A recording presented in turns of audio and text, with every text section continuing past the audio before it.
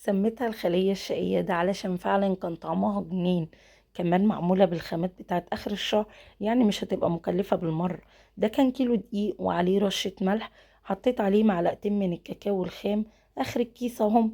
وبعدين حطيت عليه نص كوباية من السمنة السايحة. بسيتهم كويس قوي، وكنت عاملة تيست للخميرة. كوباية كبيرة من المية الدافية، عليه معلقتين سكر ومعلقتين خميرة عشان احنا في الشتاء. قلبتهم، وطبعا نزلت بمقدار المية ده على حسب نوع الدقيق بتاعي. انا النوع الدقيق بتاعي ده اخد معايا حوالي 3 كوبايات من المية الدافية. انتي بتحطي مقدار المية على حسب ما يلم معاكي، والعجينة تكون طرية.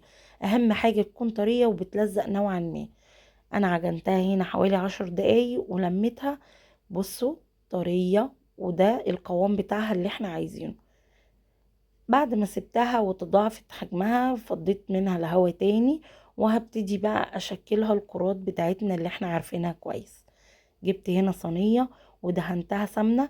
ادهنيها المادة الدهنية اللي متوفرة عندك، احنا اخر الشهر. ولو انتي وصلتي معايا لحد هنا، اوعي تنسي اللايك القمر معايا يا قمرايه. قعدت اكور هنا كرات بقى تكون متوسطة الحجم، يعني مش كبيرة قوي. وبعد ما خلصتها سبتها علشان خاطر يتضاعف حجمها تاني. اهو شايفين. وكنت بعمل بقى الصينية التانية زي ما قلت لكم. سبتها بقى هي كمان، وكنت مولعة الفرن على 270 درجة.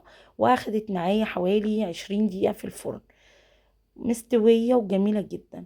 بصوا بقى، كان حبة الكراميل اللي موجودين عندي من ايام زبدة اللوتس، فاكرينها. وكمان كان عندي مكعب شوكولاتة كده خام ابيض، ورحت مسيحاه هو كمان. والعيال يقول لي كتري كتري يا ماما، وانا كتر. وبرضو جيت على الصينية التانية ونزلت عليها باخر صوص كراميل عندي. وحطيت شوية بقى سبرينكل بقى، ما انا قلت اشهيصهم شوية. المهم كانت تحفة. والله يا جماعة، جوزي افتكرها كيكة. مش مصدقيني، والله كمان افتكرها كيكة. ما هو من حلاوتها طبعا. لو عجبك بقى الفيديو يا قمرايا، لايك واشتراك لو لسه ما اشتركتيش عشان يوصلك كل جديد.